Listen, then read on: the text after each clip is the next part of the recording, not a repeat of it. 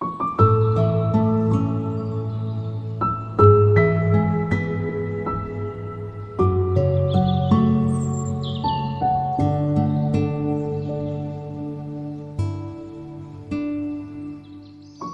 ನದಿ ಪಾತ್ರದ ಬಂಧುಗಳಿಗೆ ನಮಸ್ಕಾರ. ಈ ನದಿಯ ಬಗ್ಗೆ ನಾವಿಲ್ಲಿ ಪುಟ್ಟದೊಂದು ಸಾಕ್ಷ್ಯಚಿತ್ರದ ಝಲಕ್ ಮೂಲಕ ಮಾತನಾಡುತ್ತಾ ಅದರ ಬಗ್ಗೆ ತಿಳಿದುಕೊಳ್ಳೋಣ. ಈ ನದಿಗೆ ಅಡ್ಡಲಾಗಿ ನಿರ್ಮಿಸಲಾದ ನೂತನ ಸೇತುವೆ ಹಾಗೂ ರಸ್ತೆಯ ಕಾಮಗಾರಿಯು ಈ ಭಾಗದ ಜನರ ಬಹುದಿನಗಳ ಆಶಯಕ್ಕೆ ಹಾಗೂ ಇಲ್ಲಿಯ ಶ್ರೀಸಾಮಾನ್ಯನ ಕನಸುಗಳಿಗೆ ಸಾಕಾರ ರೂಪದಲ್ಲಿ ನೆರವು ನೀಡಲಿರುವ ದೃಶ್ಯ ಸಂಕಲನದ ಸತ್ಯಕತೆ ಇದಾಗಿದೆ. ಈ ನದಿಯ ಹರಿವು ಇಲ್ಲಿಯ ಪರಿಸರ ವ್ಯವಸ್ಥೆಯನ್ನು ಕೂಡ ಸಮತೋಲನದಿಂದ ಸಂರಕ್ಷಿಸುತ್ತಾ ಸಾಗಿದೆ. ಕರ್ನಾಟಕದ ಅವಿಭಜಿತ ಕೋಲಾರ ಜಿಲ್ಲೆಯ ನಂದಿ ಬೆಟ್ಟದಲ್ಲಿ ಉಗಮಿಸುವ ಪಾಲಾರ್ ನದಿ ಮುಂದೆ ಹರಿಯುತ್ತಾ ಸಾಗಿ ಬಂಗಾಳಕೊಲ್ಲಿ ಸಮುದ್ರ ಸೇರುತ್ತೆ. ಇದೇ ಪಾಲಾರ್ ನದಿ ದೇವಿಯ ತಟದಲ್ಲಿರುವ ಹಲವಾರು ಹಳ್ಳಿಗಳಲ್ಲಿ ರೈತರು ಬದುಕು ಕಟ್ಟಿಕೊಂಡಿದ್ದಾರೆ.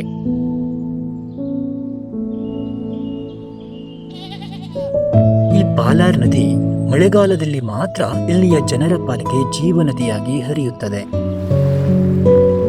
ಕೆಜಿಎಫ್ ತಾಲೂಕಿನ ಬೇತಮಂಗಲದ ಸಮೀಪ ಸ್ವಾತಂತ್ರ್ಯ ಪೂರ್ವದಲ್ಲಿ ಕೋಲಾರದ ಚಿನ್ನದ ಗಣಿಗಳಿಗೆ ಇಲ್ಲಿಂದಲೇ ನೀರು ಪೂರೈಕೆ ಮಾಡಲು ಇಲ್ಲಿ ಜಲಾಶಯ ಕೂಡ ನಿರ್ಮಾಣ ಮಾಡಲಾಗಿದೆ.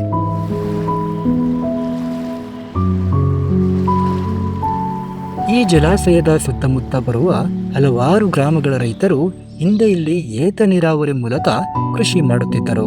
ಜಲಾಶಯದ ಹಿನ್ನೀರಿಗೆ ಹೊಂದಿಕೊಂಡಿರುವ ಗ್ರಾಮಗಳ ರೈತರು ಪಾಲಾರ್ ನದಿಯಿಂದ ಬದುಕು ಕಟ್ಟಿಕೊಂಡಿದ್ದಾರೆ. ಅಲ್ಲದೆ ಹಲವಾರು ಮೀನುಗಾರರು ಕೂಡ ಈ ಜಲಾಶಯವನ್ನೇ ತಮ್ಮ ಮೀನುಗಾರಿಕೆಗೆ ಅವಲಂಬಿತರಾಗಿದ್ದಾರೆ. ಆದರೆ ಈ ಜಲಾಶಯ ಬತ್ತಿ ಹೋದಾಗ ಮಾತ್ರ ಈ ಜಲಾಶಯದ ನೆಲದಲ್ಲಿಯೇ ಇಲ್ಲಿಯ ರೈತರು ತಮ್ಮ ದನ ಕರುಗಳನ್ನ ಇಲ್ಲಿಗೆ ಮೇಯಿಸಲು ತರುತ್ತಾರೆ. ಇನ್ನು ಈ ಜಲಾಶಯ ತುಂಬಿ ಹರಿದಾಗ ಮಾತ್ರ ಇಲ್ಲಿ ದುಸ್ತರವೇ ಎದುರಾಗಿ ಆಸುಪಾಸಿನ ಗ್ರಾಮಗಳ ಸಂಪರ್ಕವೇ ಕಡಿದು ಹೋಗುತ್ತಿತ್ತು.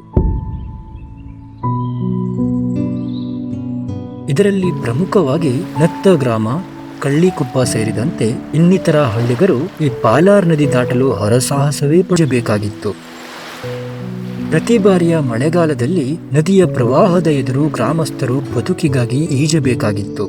ಅಂತ ಸಂದರ್ಭದಲ್ಲಿ ಇಲ್ಲಿಯ ಗ್ರಾಮಗಳಾದ ಹಂಗಳ, ಗುಟ್ಟಳ್ಳಿ, ಕವರಗಾನ ಹಳ್ಳಿಗಳ ಮೂಲಕ ಸುಮಾರು 20 ಕಿಲೋಮೀಟರ್ ದೂರ ಸುತ್ತು ಹಾಕಿಕೊಂಡೇ ಬೇತಮಂಗಲಕ್ಕೆ ತಲುಪಬೇಕಾಗಿತ್ತು.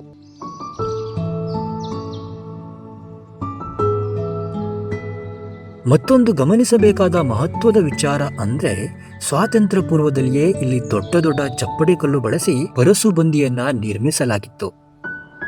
ಪಾಲಾರ್ ನದಿಯ ನಡುವೆ ಕಲ್ಲು ಕೂಚಗಳನ್ನ ನೆಟ್ಟು ಆ ಕಲ್ಲು ಕೂಚದ ಮೇಲೆ ಚಪ್ಪಡಿ ಕಲ್ಲುಗಳನ್ನ ಹಾಸಿ ಆ ಕಲ್ಲುಗಳು ಒಂದಕ್ಕೊಂದು ಜಾರದಂತೆ ಕಬ್ಬಿಣದ ಸರಳು ಮತ್ತು ಬೋಲ್ಟುಗಳಿಂದ ಜೋಡಿಸಲಾಗಿದೆ.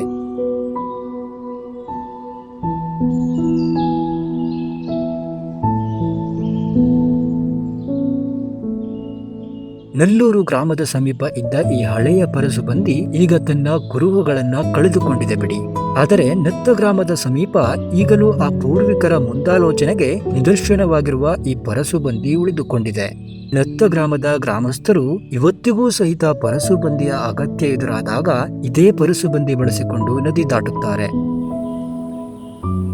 ಈ ಹಿಂದೆಲ್ಲ ಪ್ರವಾಹ ಬಂದಾಗ ಪರಸುಬಂದಿಯ ಮೇಲೆ ನಡೆದುಕೊಂಡು ಹೋಗಿ ಜನರು ತಮ್ಮ ಜಾನುವಾರುಗಳ ಜೊತೆಗೆ ನದಿ ದಾಟುತ್ತಿದ್ದರು. ಈ ನದಿ ದಾಟುವಾಗ ಸ್ವಲ್ಪ ಎಚ್ಚರ ತಪ್ಪಿದರೂ ಜನರು ಮತ್ತವರ ಜಾನುವಾರುಗಳು ನದಿಗೆ ಉರುಳಿ ಬೀಳುತ್ತಿದ್ದರು ಎಂಬುದು ಮಾತ್ರ ಬೇಸರದ ಸಂಗತಿ.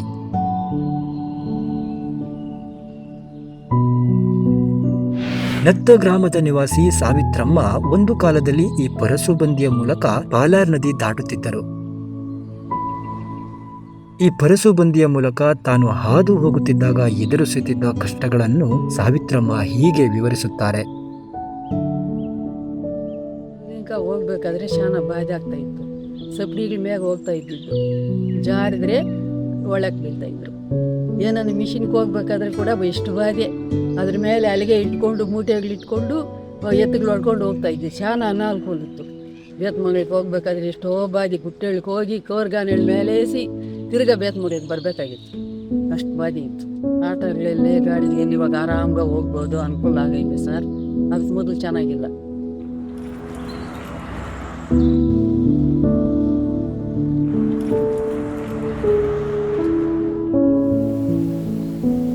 ನದಿ ಪಾತ್ರದ ಗೋಗಿಲಹಳ್ಳಿ ಗ್ರಾಮದ ನಿವಾಸಿ ವೆಂಕಟರಮಣರಾವ್ ತಮ್ಮ ಶಾಲಾ ದಿನಗಳಲ್ಲಿ ಪರಸುಬಂದಿ ದಾಟುತ್ತಿದ್ದಾಗ ತಾವು ಎದುರಿಸುತ್ತಿದ್ದ ಕಷ್ಟಗಳನ್ನು ಕಣ್ಣಿಗೆ ಕಟ್ಟುವಂತೆ ವಿವರಿಸುತ್ತಾರೆ.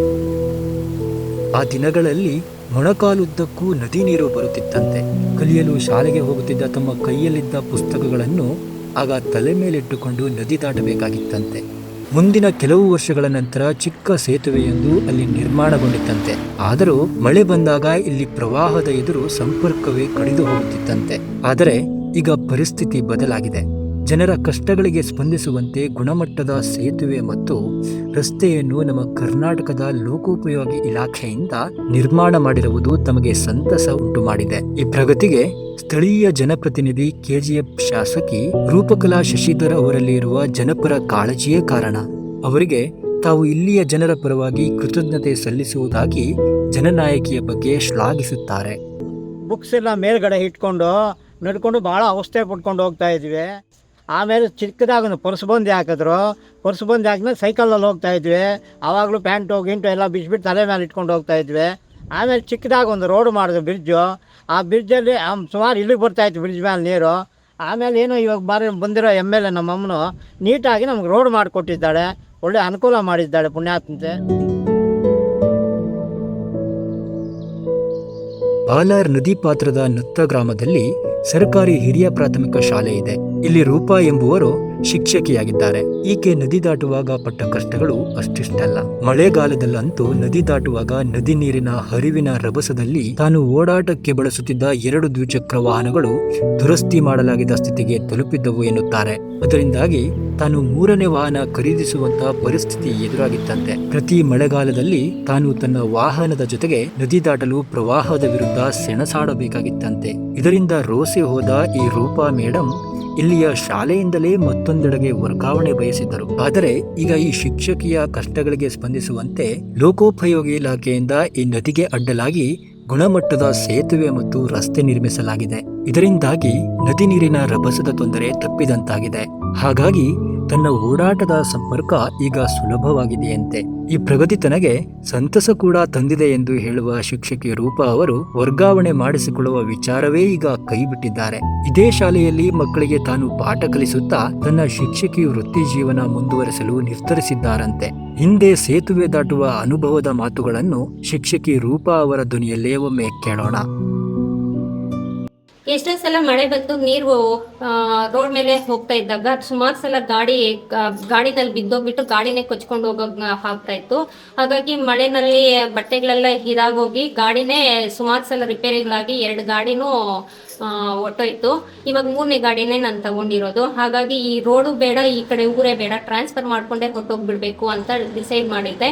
ಇವಾಗಂತೂ ರೋಡ್ ಮಾಡಿರೋದ್ರಿಂದ ತುಂಬಾ ಅನುಕೂಲ ಆಗಿ ಟ್ರಾನ್ಸ್ಫರ್ ಬೇಡ, ಇಲ್ಲದ ನಿಯರೆಸ್ಟ್ ಆಗು ಇದೆ, ಚೆನ್ನಾಗಿದೆ ಅಂತ ಹೇಳ್ಬಿಟ್ಟು ಇಲ್ಲೇ ನಿಜವಾಗ್ಲೂ ಹೇಳ್ಬೇಕಂದ್ರೆ KGF ತಾಲೂಕಿಗೆ ರೂಪಕಲಾ ಮೇಡಮ್ ಅವರು MLA ಆಗಿರೋದು ನಮಗೂ ಒಂಥರ ಖುಷಿ. ಎಲ್ಲರ ಸಮಸ್ಯೆಗೂ ಸ್ಪಂದಿಸ್ತಾ ಇದ್ದಾರೆ.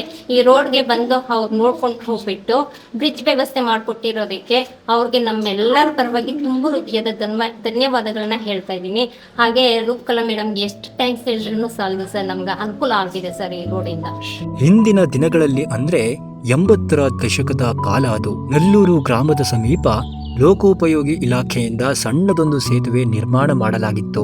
ಆಗ ಬಾಲಾರ್ ನದಿ ನೀರಿನ ಪ್ರವಾಹ ಹೆಚ್ಚಿದಾಗ ಜನಸಾಮಾನ್ಯರು ಬೇತಮಂಗಲ ತಲುಪಲು ಕವರಗಾನಹಳ್ಳಿ ಮಾರ್ಗವಾಗಿ ಹೋಗಬೇಕಾಗಿತ್ತು. ಆದರೆ ಈ ಕ್ಷೇತ್ರದ ಶಾಸಕಿ ರೂಪಕಲಾ ಅವರ ಜನಪರ ಕಾಳಜಿ ಮತ್ತು ಇಲ್ಲಿಯ ವ್ಯಾಪಾರ ವಹಿವಾಟುಗಳ ಪ್ರಗತಿಯ ಬಗ್ಗೆ ಅವರಿಗಿರುವ ದೂರದೃಷ್ಟಿಯಿಂದಾಗಿ ಲೋಕೋಪಯೋಗಿ ಇಲಾಖೆ ಈಗ ಹೊಸ ಸೇತುವೆ ಮತ್ತು ರಸ್ತೆಯನ್ನ ನಿರ್ಮಿಸಿಕೊಟ್ಟಿದೆ ಅಂತಾರೆ ನತ್ತ ಗ್ರಾಮದ ನಿವಾಸಿ ಗಣೇಶ್. ಏನಾಗಿದೆ ಅಂತಂದರೆ, ಈಗ ನಮಗೆ ದೇವೇಗೌಡರ ಕಾಲದಲ್ಲಿ ಬ್ರಿಡ್ಜ್ ಮಾಡಿದ್ರು 84-85ರಲ್ಲಿ.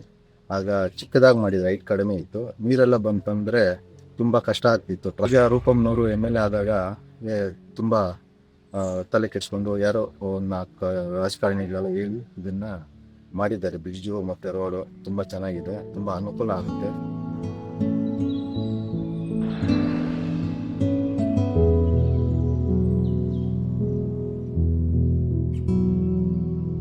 ಮಳೆಗಾಲ ಬಂತೆಂದರೆ ಸಾಕು ಕಣ್ರಿ, ಇಲ್ಲಿಯ ವಿದ್ಯಾರ್ಥಿಗಳು, ಜನಸಾಮಾನ್ಯರು ಹಾಗೂ ದ್ವಿಚಕ್ರ ವಾಹನ ಸವಾರರು ನದಿ ದಾಟಲು ಹರಸಾಹಸವೇ ಪಡಬೇಕಾಗಿತ್ತು. ಮಳೆಗಾಲದಲ್ಲಿ ನದಿ ನೀರಿನ ಹರಿವು ಹೆಚ್ಚಾದಾಗ 10 ಹಳ್ಳಿಗಳ ಸಂಪರ್ಕವೇ ಕಡಿದು ಹೋಗುತ್ತಿತ್ತು. ಅದರಿಂದಾಗಿ ಹಿಂದಿನ ರಾಜ್ಯ ಸರ್ಕಾರದ ಅವಧಿಯಲ್ಲೇ ಈ ಸೇತುವೆಗೆ ಅನುದಾನ ಬಿಡುಗಡೆ ಮಾಡಲು ಕೆಜಿಎಫ್ ಶಾಸಕಿ ರೂಪಕಲಾ ಶಶಿಧರ್ ಮನವಿ ಮಾಡಿಕೊಂಡಿದ್ದರು. ಆ ಸಂದರ್ಭದಲ್ಲಿ ಅನುದಾನ ದೊರೆತಿರಲಿಲ್ಲ. ರಾಜ್ಯ ಸರ್ಕಾರದ ಲೋಕೋಪಯೋಗಿ ಇಲಾಖೆಯ ಜವಾಬ್ದಾರಿಯನ್ನ ಯಾವಾಗ ಸಚಿವರಾದ ಸತೀಶ್ ಜಾರಕಿಹೊಳಿ ಅವರು ವಹಿಸಿಕೊಂಡರೋ ಆನಂತರ ರಾಜ್ಯದಲ್ಲಿ ಸೇತುವೆಗಳ ನಿರ್ಮಾಣಕ್ಕೆ ಆದ್ಯತೆಯ ಮೇರೆಗೆ ಅನುದಾನ ಬಿಡುಗಡೆ ಆರಂಭವಾಯಿತು. ಇದರಿಂದಾಗಿ ಪಾಲಾರ್ ನದಿ ಪಾತ್ರದ ಕಳ್ಳಿಕುಪ್ಪ, ನತ್ತ ಹಾಗೂ ಮತ್ತಿತರ ಊರುಗಳ ಗ್ರಾಮಸ್ಥರ ದಶಕಗಳ ಕನಸು ಈಗ ನನಸಾಗಿದೆ. ನಿಗದಿತಾವಧಿಯಲ್ಲಿ ಲೋಕೋಪಯೋಗಿ ಇಲಾಖೆ ರಾಜ್ಯದಲ್ಲಿ ಸೇತುವೆಗಳನ್ನು ನಿರ್ಮಾಣ ಮಾಡಿದೆ ಎಂಬುದಕ್ಕೆ ಈ ಪಾಲಾರ್ ನದಿಗೆ ಅಡ್ಡಲಾಗಿ ನಿರ್ಮಿಸಿರುವ ಸೇತುವೆ ಸಾಕ್ಷಿಯಾಗಿ ನಿಲ್ಲುತ್ತಿದೆ. ಕೆಜಿಎಫ್ ತಾಲೂಕಿನ ನಲ್ಲೂರು, ನತ್ತ ಗ್ರಾಮಗಳ ಸಮೀಪ ಪಾಲಾರ್ ನದಿಗೆ ಅಡ್ಡಲಾಗಿ ಸುಮಾರು 10 ಕೋಟಿ ರೂಪಾಯಿ ವೆಚ್ಚದಲ್ಲಿ 2 ಸೇತುವೆ ಮತ್ತು ರಸ್ತೆ ನಿರ್ಮಾಣ ಮಾಡಲಾಗಿದೆ.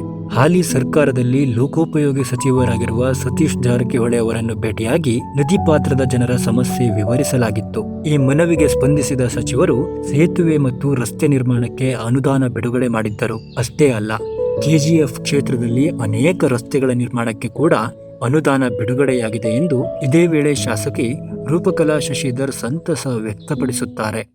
ಕೆಜಿಎಫ್ ಕ್ಷೇತ್ರದ ನತ್ತ, ನಲ್ಲೂರು, ಕಳ್ಳಿಕುಪ್ಪ ಈ ಗ್ರಾಮಗಳ ದಶಕಗಳ ಕನಸು ನನಸಾಗಿದೆ ಅಂತ ಹೇಳಕ್ಕೆ ಇಷ್ಟಪಡ್ತೀನಿ. ಇದು ಬಹಳ ವರ್ಷದಿಂದ ಬೇಡಿಕೆ ಇದ್ದಂಥ ಒಂದು ಸೇತುವೆ, 2 ಸೇತುವೆ ಮತ್ತೆ 10 ಹಳ್ಳಿಗೆ ಸಂಪರ್ಕ ಕಲ್ಪಿಸುವಂತ ಸೇತುವೆಗಳಿವೆರಡೂ ಕೂಡ. ಅದಾದ್ಮೇಲೆ ಅದ್ರ ಜೊತೆಗೂ ರಸ್ತೆಗೂ ಕೂಡ ನಮಗೆ 4 ಕೋಟಿ 50 ಲಕ್ಷ ಅನುದಾನ ಕೂಡ ಮಂಜೂರು ಮಾಡಿದ್ದಾರೆ.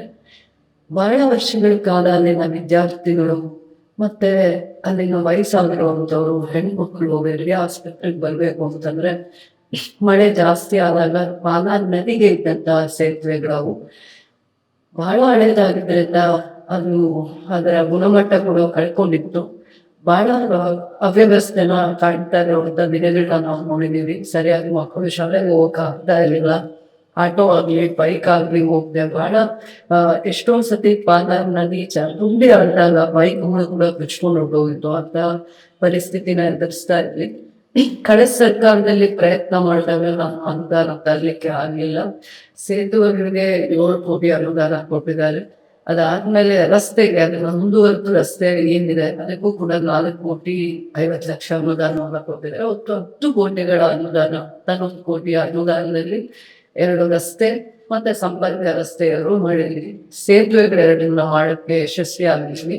ಇದು ನಾವು ಈ ಮಂತ್ರಿಗಳಿಂದ ನಾವು ತರಲಿಕ್ಕೆ ಹೇಗೆ ಅವಕಾಶ ಆಗಿದೆ ಅಂತಂದ್ರೆ, ಮಂತ್ರಿಗಳಿಗೆ ಸತೀಶ್ ಜಾರಕಿಹೊಳಿ ಅವರಿಗೆ ದೂರದೃಷ್ಟಿ ಇದ್ದಿದ್ದರಿಂದ ಮಾತ್ರ ನಮ್ಗೆ ನಮ್ಮ ಪರಿಸ್ಥಿತಿ, ನಮ್ಮ ಜನರು, ರೈತರು ಆ ಪರಿಸ್ಥಿತಿನ ನೋಡಿ ಅವರು ನಮ್ಗೆ ಅನುದಾನವನ್ನ ಕೊಡ್ತಾರೆ. ರಸ್ತೆಗಳು ಎಷ್ಟು ಹದಗೆಟ್ಟಿದೆ ಅನ್ನೋ ಪರಿಸ್ಥಿತಿನ ನಾನು ತೋರಿಸಿರ್ತೀನಿ ಅವ್ರಿಗೆ. ವಾಹನಗಳು ಹೋಗ್ತಾ ಇದ್ದಾಗ, ಆಂಬ್ಯುಲೆನ್ಸ್ ಹೋಗ್ತಾ ಇದ್ದಾಗ, ಸ್ಕೂಲ್ ಬಸ್ ಹೋಗ್ತಾ ಇದ್ದಾಗ ಯಾವ ಮಟ್ಟಕ್ಕೆ ನೀರಿದೆ ಅನ್ನುವಂಥದ್ದನ್ನ ತೋರಿಸಿ ಫೋಟೋಸು ಸೆಷನ್ ಅಲ್ಲಿ ಆ ಸಂದರ್ಭದಲ್ಲಿ ಅವರಿಗೆ ನಾನು ಪ್ರಯತ್ನ ಮಾಡಿದಾಗ ನಾನು ಲೋಕೋಪಯೋಗಿ ಇಲಾಖೆಯಿಂದ ಕೆಲಸ ಕ್ವಾಲಿಟಿ ವರ್ಕು ಆಗಿದೆ. ಮತ್ತೆ ಇದ್ರ ಜೊತೆಯಲ್ಲಿ ಅನುದಾನ ಇಂಥ ಸಂದರ್ಭದಲ್ಲಿ ನಮ್ಗೆ 1 ವರ್ಷ ಹಿಂದೆನೆ ಅನುದಾನವನ್ನ ಕೊಟ್ಟು ನಮ್ಮ ಪರಿಸ್ಥಿತಿನ ಅರ್ಥ ಮಾಡಿಕೊಂಡು ಹೋಗಿದ ತಕ್ಷಣ ಬೇರೆ ಯಾವ ಕಡೆನೂ ಅನುದಾನ ಕೊಟ್ಟಿರ್ಲಿಲ್ಲ. ನಾನು ಅವ್ರನ್ನ ರಿಕ್ವೆಸ್ಟ್ ಮಾಡಿದಾಗ ಈ ಪರಿಸ್ಥಿತಿನ ಅರ್ಥ ಮಾಡಿಸಿದಾಗ ಅನುದಾನ ಕೊಡುವಂತ ಮನಸ್ಥಿತಿಯನ್ನ ಅವ್ರು ಕಾಯ್ಕೊಂಡು ಅವ್ರು ಬಹಳ ಸರಳರು, ಸಜ್ಜನಿಕೆಯನ್ನ ಕಾಪಾಡ್ಕೊಂಡು ಬಂದಿದ್ದಾರೆ. ಯಾವತ್ತೂ ಅವರು ಒಂದು ಮಂತ್ರಿಗಳು, ಕ್ಯಾಬಿನೆಟ್ ರ್ಯಾಂಕ್ ಅಲ್ಲಿರುವಂತ ಮಂತ್ರಿಗಳಾಗೇ ಯಾವ ಜೊತೆನೂ ನಡ್ಕೊಳ್ಳಲ್ಲ. ಇವತ್ತು ನಮ್ಮ ಕ್ಷೇತ್ರನೂ ಇವತ್ತು ಅಭಿವೃದ್ಧಿ ಆಗ್ಲಿಕ್ಕೆ ಬಹಳ ರಸ್ತೆಗಳನ್ನ ಕೊಟ್ಟಿದ್ದಾರೆ, ಅನುದಾನ ಕೊಟ್ಟಿದ್ದಾರೆ ರಸ್ತೆಗಳ ಅಭಿವೃದ್ಧಿಗೆ. ಅದಾದ್ಮೇಲೆ ಇಂಥ ಸೇತುವೆಗಳು ಎಲ್ಲೆಲ್ಲಿ ಯಾವ್ಯಾವ ಅಭಿವೃದ್ಧಿಗೆ ಅವಶ್ಯಕತೆ ಇದೆ ಅಂತ ಅದಕ್ಕೆ ಅನುದಾನ ಕೊಟ್ಟು ಕೈ ಹಿಡಿತಾ ಇದ್ದಾರೆ.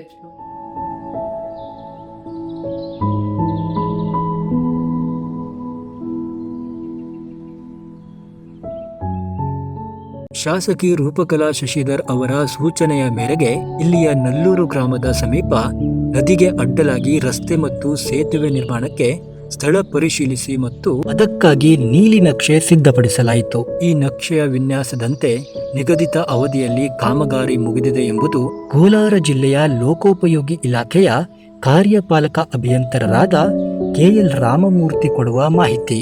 ಸ್ಥಳ ಪರಿಶೀಲನೆ ಮಾಡಿ ಅಲ್ಲಿ ಪ್ರವಾಹ ಬಂದಾಗ ತುಂಬ ನೀರು ಎತ್ತರಕ್ಕೆ ಹರಿದು ಜನರಿಗೆ ಸಂಕಷ್ಟ ಆಗ್ತಾ ಇತ್ತು ಅಂತ ತಿಳಿದು ಅದನ್ನು ಸೇತುವೆ ನಿರ್ಮಾಣ ಮಾಡಬೇಕು ಅಂತ ಹೇಳ್ಬಿಟ್ಟು ಸರ್ವೆ ಮಾಡಿ ನೀರು ಎಷ್ಟು ಪ್ರಮಾಣದಲ್ಲಿ ಹರಿದೋಗುತ್ತೆ ಅದಕ್ಕೆ ಅನುಗುಣವಾಗಿ 2 ಸೇತುವೆಗಳು ನಿರ್ಮಾಣ ಮಾಡಬೇಕು ಅಂತ ವಿನ್ಯಾಸ ಮಾಡಿ ಅಂದಾಜು ಪಟ್ಟಿಯನ್ನು ತಯಾರು ಮಾಡ್ತೀವಿ. 2 ಸೇತುವೆಗಳು ನಿರ್ಮಾಣ ಮಾಡೋಕ್ಕೆ ಸುಮಾರು 6 ಕೋಟಿಯಷ್ಟು ಅನುದಾನ ಬೇಕಾಗಿತ್ತು. ಮಾನ್ಯ ಶಾಸಕರ ಸೂಚನೆಯಂತೆ 6 ಕೋಟಿಗಳನ್ನು ಅಂದಾಜು ಪಟ್ಟಿ ತಯಾರಿಸಿ ನಾವು ಸರ್ಕಾರದಿಂದ ಅನುಮೋದನೆ ಪಡ್ಕೊಂಡು ಕಾಮಗಾರಿಯನ್ನು ಪ್ರಾರಂಭಿಸಿದ್ವಿ. ಈ ಕಾಮಗಾರಿಗೆ ಸುಮಾರು 9 ತಿಂಗಳು ಕಾಲಾವಕಾಶ ನೀಡಿದ್ವಿ. ಕಾಮಗಾರಿ ಸಹ ನಿಗದಿತ ಸಮಯದಲ್ಲಿ ಪೂರ್ಣಗೊಂಡಿದೆ.